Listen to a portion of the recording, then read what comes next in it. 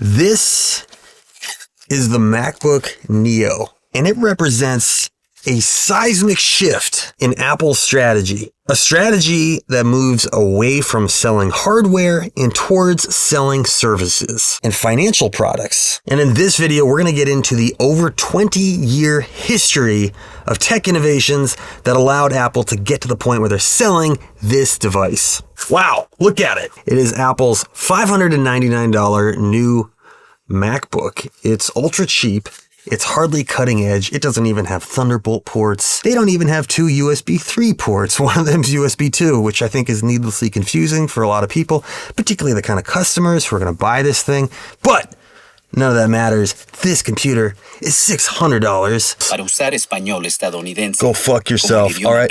I didn't ask for your fucking opinion, all right? The most important innovation on this device is the price. And that price means that this device will make the entire Apple ecosystem available to far more people than ever before. macOS contains a built-in screen reader I didn't called fucking VoiceOver. ask for your... If you know how Hey, to use shut VoiceOver, the fuck up, press all Command right? F5 now to turn it on and set up your Mac. If you would like to learn how to use VoiceOver to set up your Mac, press the Escape key. For a long time now, I've been perplexed by some of Apple's strategic decisions because they stand out in contrast to some of the other massive technology companies that are slowly devouring our entire economy. I think Meta and Google are particularly strong examples of tech companies whose strategy is just so clearly to get the most users possible and figure out the details later. More users equals more profits. I've been reading Careless People recently, an insider account of somebody at Meta who worked closely with Mark Zuckerberg and Sheryl Sandberg. At the end of the day, all they want is more users, and whatever accomplishes that goal is acceptable. Even things like partnering up with the Chinese Communist Party. That's actually what they're talking about in this book.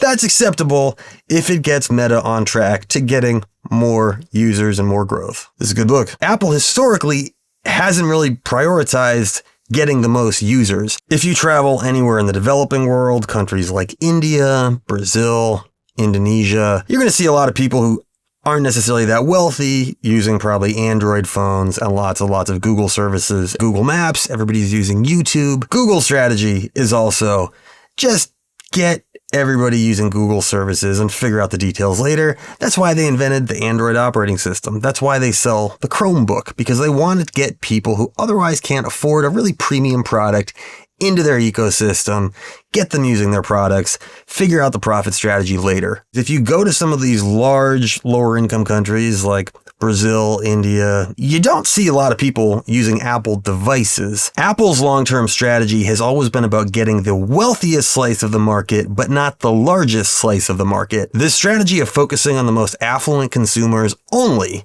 has allowed Apple to generate the majority of the industry's profits, but only actually having a relatively small slice of the users. Up until this device came out, literally this week, there was no netbook equivalent. There was no Chromebook priced MacBook. If you wanted to get a MacBook, you had to spend $1,000 or more. But for the majority of the world's population, that's out of the question.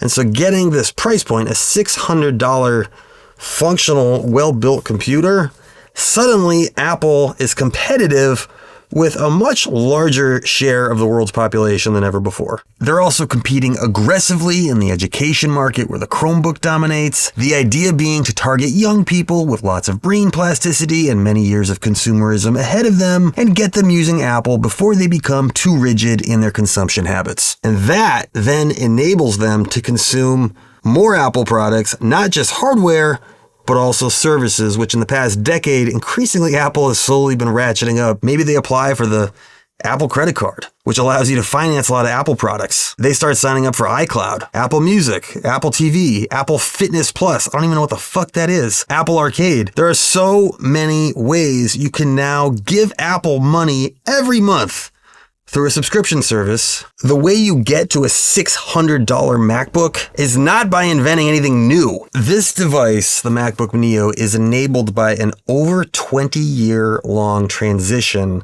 toward Apple developing their own chips. The processor inside the MacBook Neo is Apple's A18 Pro chip. That was a chip that came out 18 months ago to power the iPhone 16 Pro and the 16 Pro Max. For a while now, we've talked about smartphones as being, supercomputers in your pocket. I always kind of questioned to what extent is that true. This phone in my hand is the iPhone 17 Pro Max, and it has the A19 Pro chip in it. This iPhone has a more powerful, more advanced, newer chip than the MacBook Neo, a laptop. Unequivocal proof that smartphones really are supercomputers that are pocket-sized. And to understand the significance of that, let's get into the history of Apple developing their own chips. Rewind the clock to 2005. Steve Jobs had been back at Apple for approaching a decade. A lot of people who still thought PCs were better than Macs. Apple was starting to sell a lot of iPods, the MP3 player, but the iPhone didn't exist yet. In 2005, all Mac computers were using either Motorola or IBM chips. That year, Apple announced they were going to switch over their entire Mac line to Intel chips. We're going to begin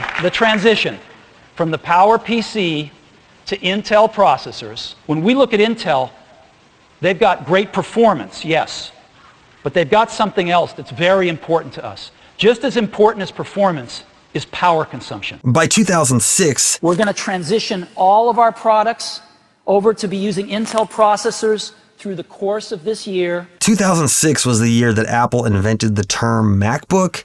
We are introducing a new notebook computer that we are calling the MacBook Pro. It's a new name because we're kind of done with power and because we want Mac in the name of our products. So MacBook Pro. It has an Intel Core Duo chip in it, the same as we're putting in the new iMac, which means that there are going to be dual processors in every MacBook Pro.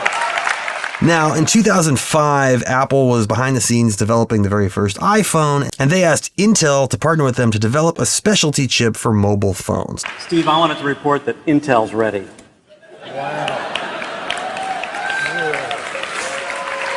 Now, the iPhone was much more of a computer than any cell phone had been previously, so it was important that mobile chips focused on performance per watt. Performance per watt. For 1 watt of power, how much performance do you get? In probably Intel's biggest strategic blunder of all time, which now 20 years later seems pretty obvious as Intel's declining, Intel passed on working with Apple to develop the iPhone chip. Now, at this time, mid-2000s, Apple did not have any in-house chip-making expertise at all. They didn't have any interest in it. It wasn't something that was part of their business. It wasn't something they really wanted to get involved in. And so the only way for Apple to actually make this product as great as they wanted it to be was to take on some of the chip-making themselves. And they did that through acquisitions. Notably, they acquired 2 CPU design firms, PA Semiconductor in 2008 and Intrinsity in 2010. And by 2010, Apple was shipping their first custom chip designed in-house, the A4 chip for the iPhone 4. This is a chip designed by our own team. They are really good, and this is wonderful to have in an iPhone. Now, let me show it to you.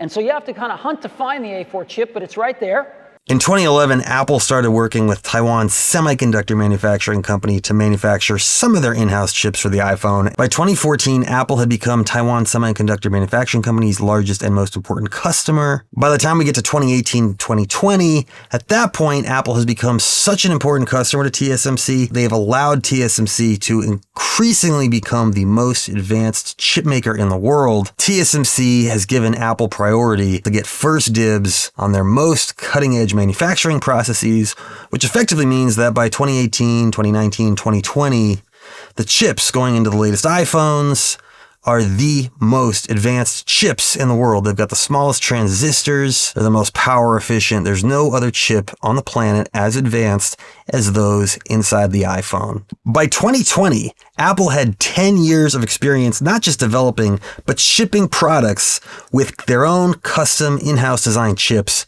to customers. We've been building and refining our Apple silicon for over a decade. The result is a scalable architecture that is custom designed for Apple products, and it leads the industry in features and performance per watt.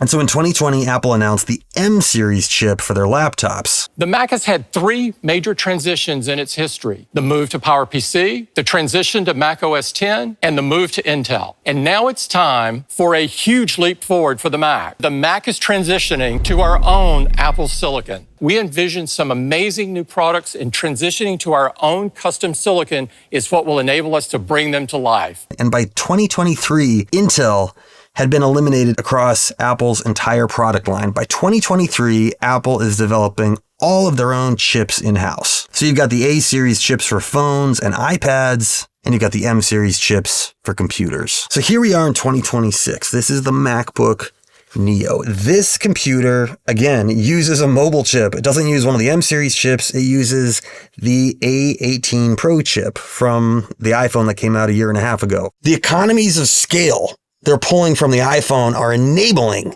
making a cheap laptop like this, because the processor has already been manufactured something like 35 million times on the iPhone 16 Pro and 16 Pro Max. All the people like myself who got the iPhone 16 Pro last year, we, paying over $1,000 for that phone, have enabled the creation of this device, the $600 MacBook. This device is a symbol that the iPhone became by far the largest and the most profitable part of Apple's business, and key innovations from that started trickling downstream into their legacy product line. The iPhone demanded performance and capabilities that were seen as impossible in a device that small.